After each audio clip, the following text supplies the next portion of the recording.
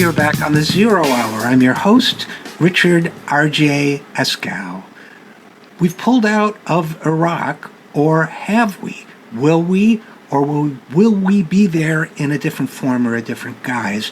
What should we do about our military presence in the entire Middle East? Our next guest has been researching these and other related issues about the Middle East, and she will hopefully enlighten us a little bit about all these questions.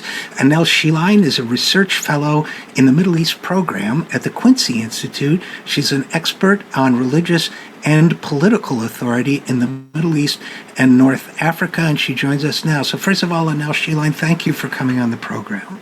Thank you so much for having me. There's so much we could talk about in terms of our military involvement in the Middle East, but let's start with this.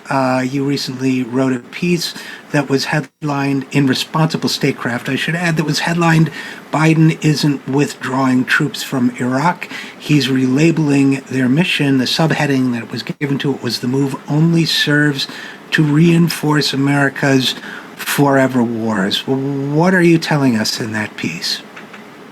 Essentially, as you just stated, the 2,500 American service members remaining or that are currently in Iraq, although Biden has announced that by the end of this year, their official combat mission will end, most of them are not actually going to be coming home. Hopefully some will. Hopefully in time, more of them will. But essentially what Biden announced was that their mission was going to be relabeled and they were going to stay there in an advisory or training capacity. And this is the reason that I wrote about this as being problematic is people may have an idea that a training capacity, that doesn't sound too bad. Certainly it's important that the United States try to, there's a lot of awareness of the extent to which Obama's withdrawal was then seen as contributing to the rise of Daesh. So I think in Washington, there's this sense that the United States really needs to stay.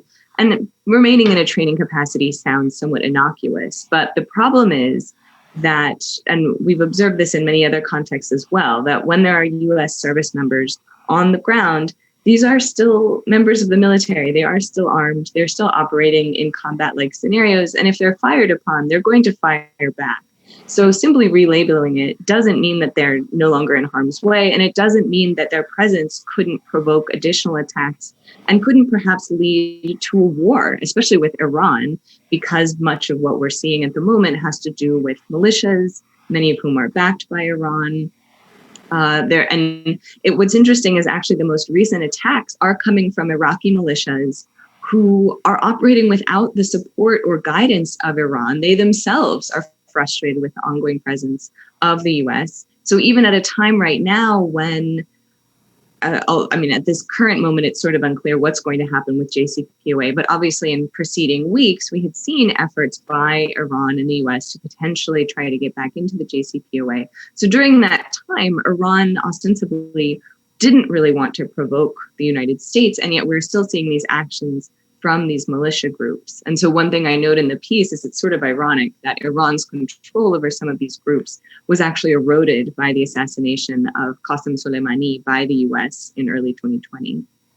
Well, and you wrote about that at the time as well. And this is where I think a lot of people fall into, I would argue most people probably in this country, fall into a lot of confusion about all these issues, because it's not just Iran that wants, as I understand it, that wants the United States to withdraw from Iraq, but I think the Iraqi parliament, in your writing, you talk about the fact that the Iraqi parliament, shall we say, advised the United States to leave Iraq. Isn't that correct? Exactly. After the assassination of Soleimani, we saw the Iraqi parliament essentially withdraw the permission. So the U.S. originally went back into Iraq at the request of the Iraqi government because they were struggling to contain Daesh, or the so-called Islamic State. And so what happened after the assassination of Soleimani was the withdrawal of that permission and essentially saying, you need to get out. And so it would have been an affirmation of Iraqi sovereignty for the United States to abide by that request and withdraw. The fact that we didn't do it reinforces that America's relationship with Iraq remains one of sort of occupier and one of military intervention, which is part of, I think, what Biden is trying to do by relabeling this mission now, is to try to shift the U.S.-Iraqi relationship perhaps away from an exclusive focus on this military partnership. But again, as I was saying, if Biden were really serious about that, he would need to withdraw American service members and instead really prioritize humanitarian assistance, developmental assistance, economic partnerships. We did see Biden, or the administration, announce, I believe it was $155 million of additional aid to Iraq, which is important, and I think acknowledges the responsibility that the United States continues to bear for ongoing instability and chaos in Iraq. But the point is that as long as U.S. service members are still there, we're going to have the same dynamics. So simply labeling this as a training mission isn't fundamentally changing anything. And there's so many directions and questions I wanted to ask you, Annelle, Sheline, but one of them is I just wanted to refresh my memory and the memory of our listeners. So Qasem Soleimani was the Iranian military and a political figure or diplomatic figure who I believe, if I recall correctly, was actually on Iraqi soil on a kind of diplomatic mission, correct me if I'm wrong, when he was assassinated by the United States. Is that correct? Exactly. And that's part of this hasn't yet come out necessarily, but there are suspicions that perhaps part of why the Trump administration decided to move forward, I mean, their justification was that it was a security concern and et cetera, but that because Soleimani had been in Iraq in this diplomatic capacity, and potentially that that Iran and Saudi Arabia had been moving towards the possibility of reducing tensions and initiating talks, which we subsequently have seen Iran and Saudi Arabia engaged in talks that were coordinated by Baghdad. The talks happened in Baghdad because Iraq doesn't want to be the battle zone. If war were to break out between Iran and Saudi Arabia, much of it would take place in or over Iraq. And just that Iraq knows that for their, essentially that, there are a lot of Iraqis who are frustrated with the level of Iranian involvement in their country. They want to sort of restore their own sovereignty again.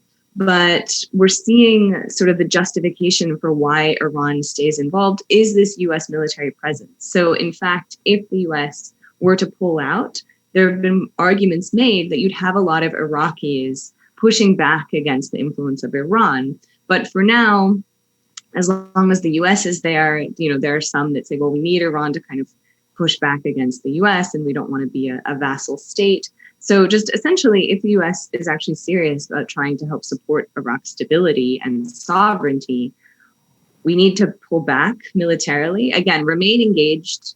It's our responsibility to continue to remain engaged in Iraq in other ways. But I think part of ways, I assume you mean? Humanitarian ways and much more than that. I do think it's important. There's been a lot of critique, I think, from the Middle East. We're seeing it in Yemen right now, countries that don't want to be reduced to merely aid recipients. They want help building up viable economies and being somewhere that international investors would see as attractive. So those kinds of things are areas where the U.S. really can offer a lot. We have resources, we have the know-how. But instead, the U.S. tends to prioritize military involvement. And this is something that my organization, the Quincy Institute, works on, is to try to re-envision what does U.S. involvement look like around the world, because we're so used to just leading with the military, even though at this point, I think a lot of Americans understand that militaries are not the go-to tool to rebuild countries, to try to impose democracy somewhere. I mean, we've seen over and over again failures in Iraq, failures in Afghanistan. In these contexts, what these countries need are not soldiers and weapons. They need resources and aid to a certain extent, but also just support and getting their economies back online and helping them meet the needs of their people, which militaries are not designed to do. Well, and I think there are so many dimensions to this again, but I think that one of the things you're saying, first of all, in terms of Soleimani, it sounded to me like you were suggesting one of the goals of assassinating him may have been that the ultimate target may have been to weaken the process of diplomatic rapprochement between Iran and Iraq.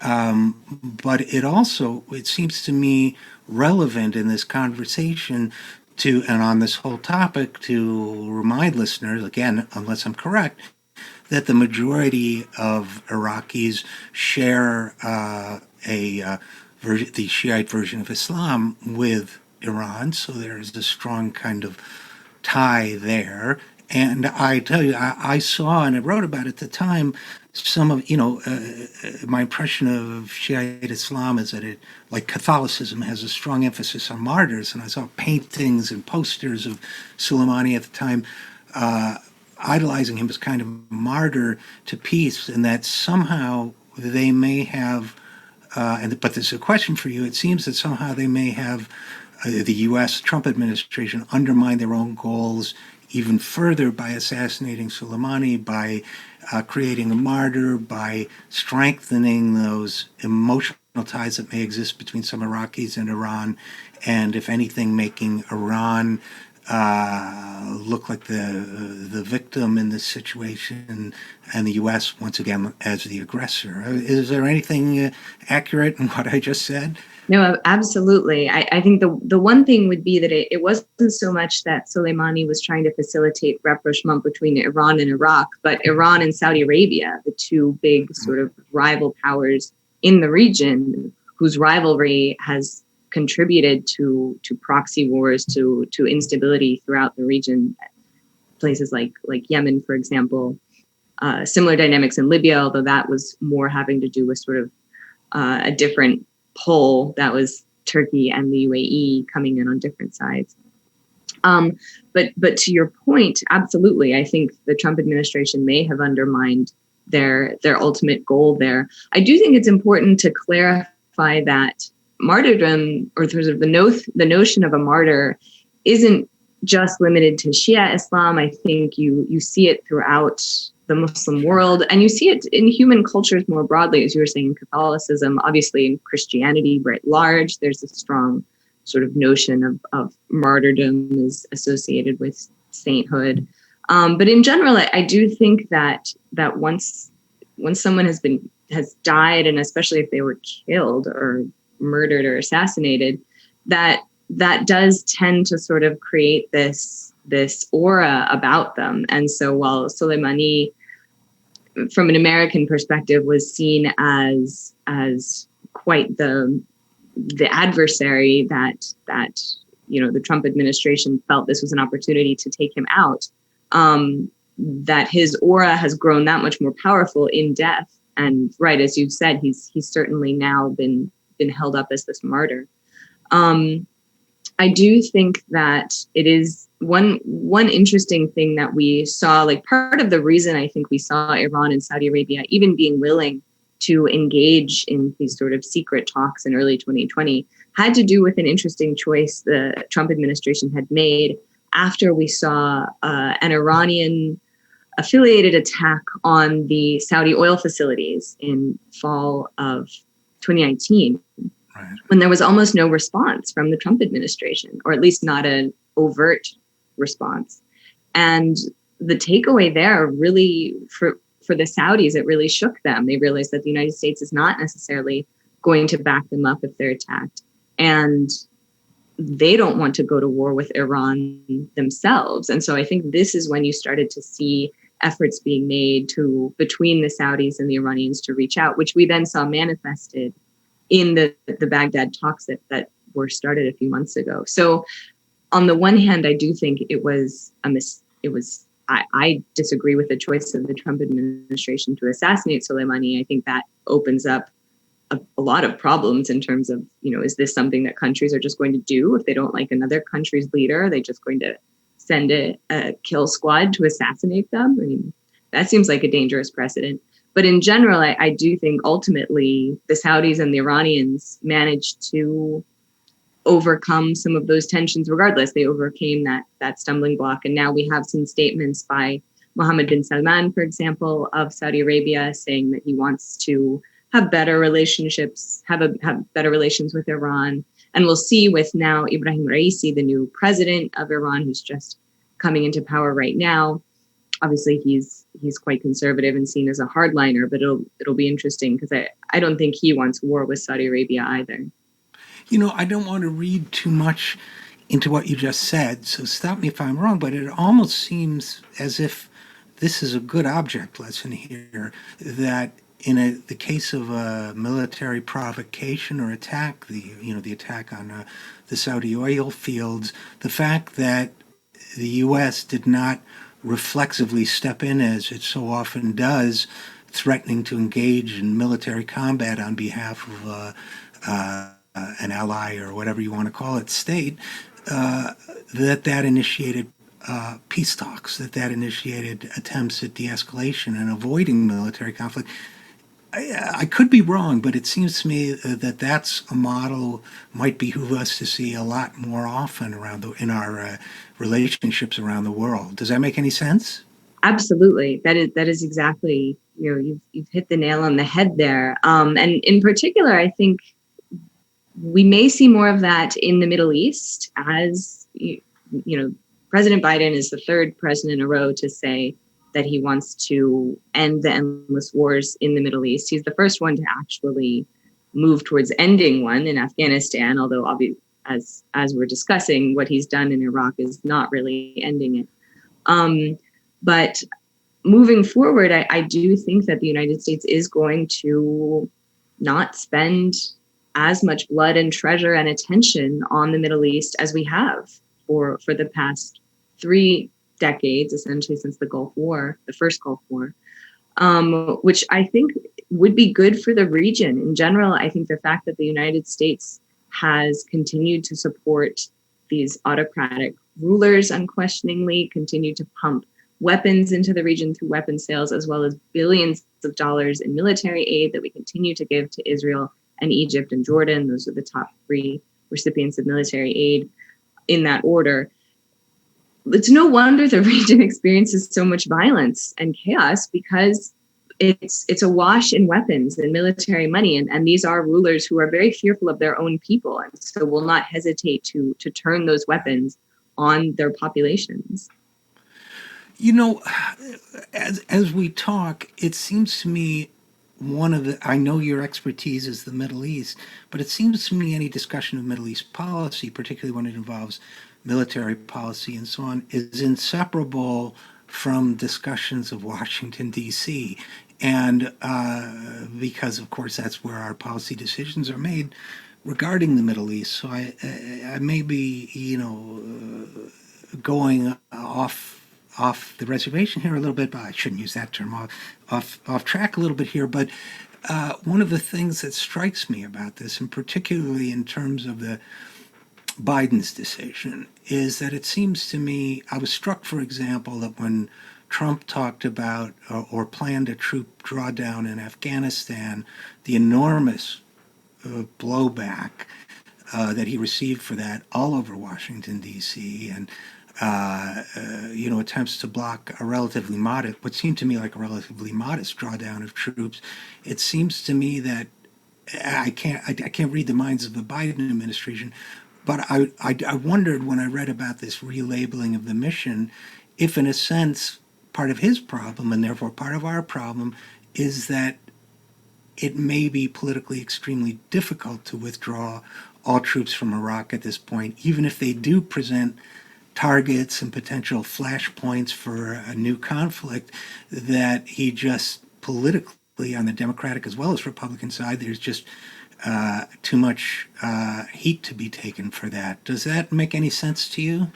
It does make sense, but I do think it's important to distinguish here between all of the hullabaloo emanating out of Washington as opposed to what public opinion surveys show. That I think the most recent one I saw was like 2 out of 3 Americans supported getting out of both Afghanistan and Iraq, and in general wanted resources to be invested at home in infrastructure, in education, in the pandemic response, and climate change preparedness and responses.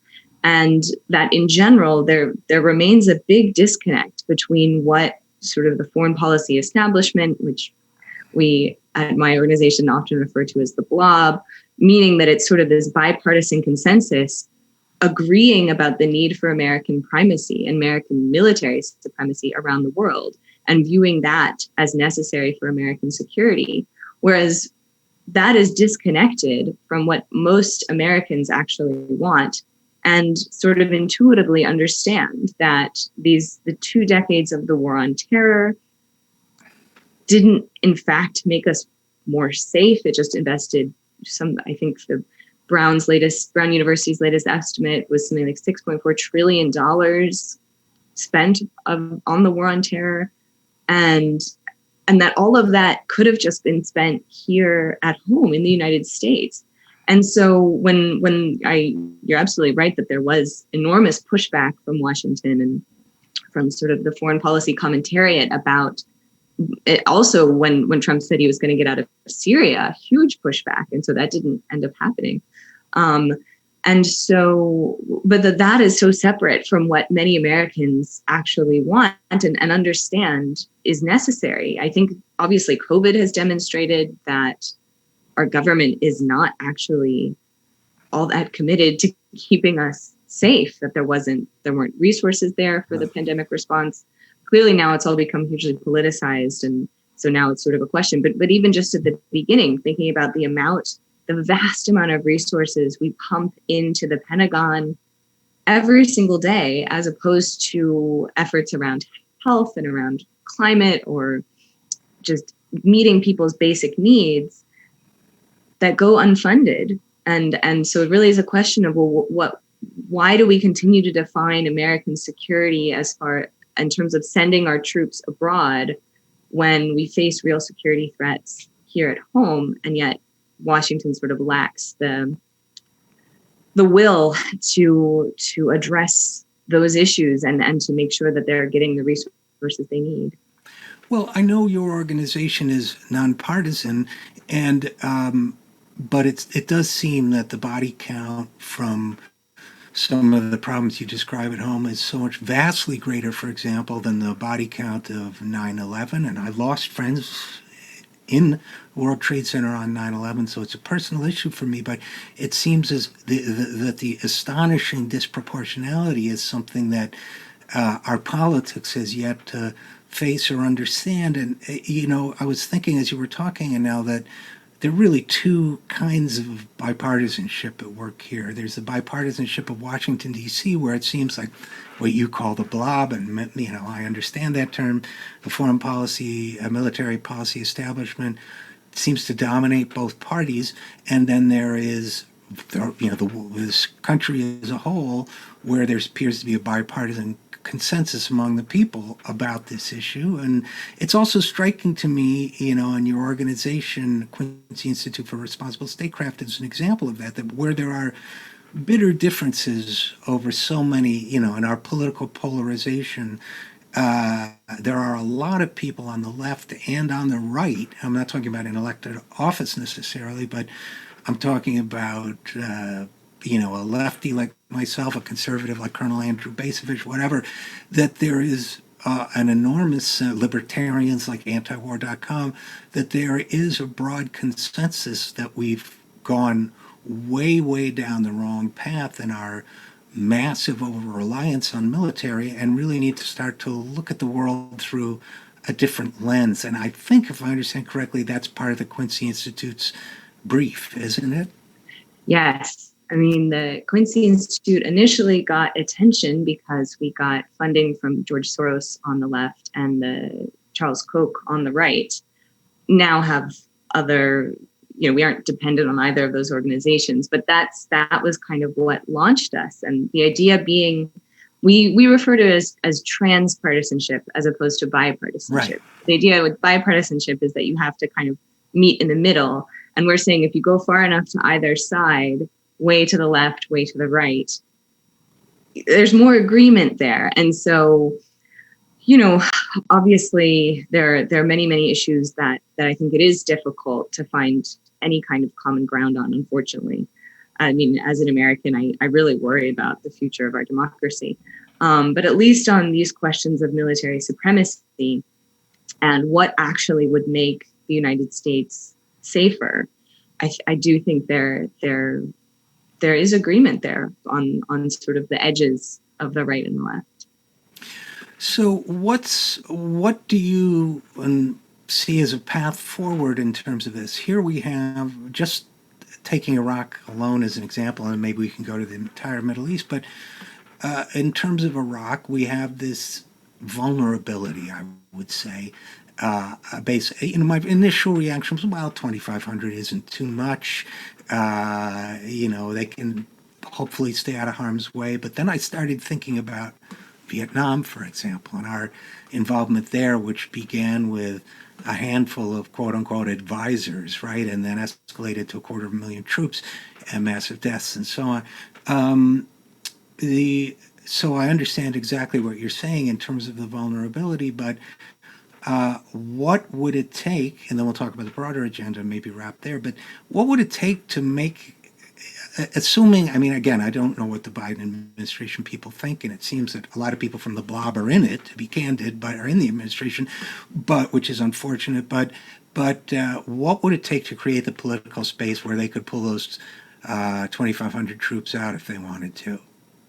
I mean, I think your point about Vietnam is very well taken. I mean, I think, unfortunately, a lot of people, when they think Vietnam, they tend to focus more on the end, thinking of it as this, ongoing stain of failure. But I think your point of focusing on the beginning of, well, how was it that we first got into this war that most people, I think, agree was a debacle, and so many unnecessary lives lost, both Americans and Vietnamese and others.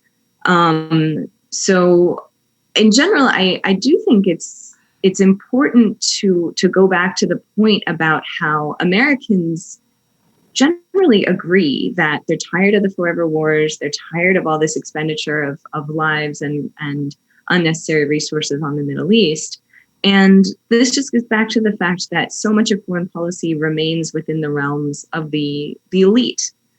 These folks in Washington, D.C., who aren't actually held accountable. We haven't held anyone accountable for the fact that the United States went into Iraq based on a lie. And that I think so many Americans are just sort of accustomed to that. They're accustomed to, this was part of the appeal of Trump, of just this notion of drain the swamp, or general corruption, people losing, lacking confidence in their elected officials, which is perfectly understandable. But at the same time, I do think it's been interesting for me to now have moved from academia into this think tank role where we are involved in more advocacy and outreach on the Hill. It really matters when people call their representatives. Yes. Call your member of Congress. They listen, especially if they get multiple calls about a specific issue, and especially if it's about foreign policy, which, as we know, the average American has a lot of other things to worry about, and they aren't all that, foreign policy may not be front of mind for them, but it really does matter in terms of, thinking about the future of where our resources are going. And so I think it is crucial for these elites to no longer be able to run the show with no oversight and no accountability for when they make dumb decisions and make huge mistakes. And so for Americans to understand that it really, sure, it may sound like 2,500 service members over there, that can't be all that expensive. But as you were saying, it could lead to something much more expensive if they are fired upon, as they're continually being fired upon. And the question is just, well, why are they over there if essentially they're just serving as a tripwire for this potential war with Iran that nobody wants? And so, I mean, moving forward, again, it's crucial to just try to disconnect this idea that if we have troops over there, like we fight them over there so we don't have to fight them here. That's just not really true. I mean, counterterrorism is not a military issue. It is a policing issue, and it is a governance issue. And so if we really, and of course, terrorism remains a concern. And if there were another attack on the United States like 9/11, I think part of what we're asking ourselves right now, coming up on the anniversary of the 20-year anniversary of 9/11, is this question of, have we learned anything? If there were another such attack, would we just do the same thing again? And so this is a big part of what we're trying to push back against, is kind of what actually contributes to American security, and what responsibilities does the government have to thinking again about like what's actually threatening Americans. Where should our resources be going? Well, I'm really glad that you and your organization are looking at this. And I just have to say, in closing, that you guys are so rational on this subject. And what amazes me in Washington here is how this blob, how being spectacularly wrong about your predictions and your strategies, that a $6 trillion and a million lives worth of failure is not even a bump in the road in career advancement. It seems that you're going to get a great job making these decisions again and again and again. So it takes a lot of work to combat that. I'm sorry, I used a military phrase there, but to push back against that.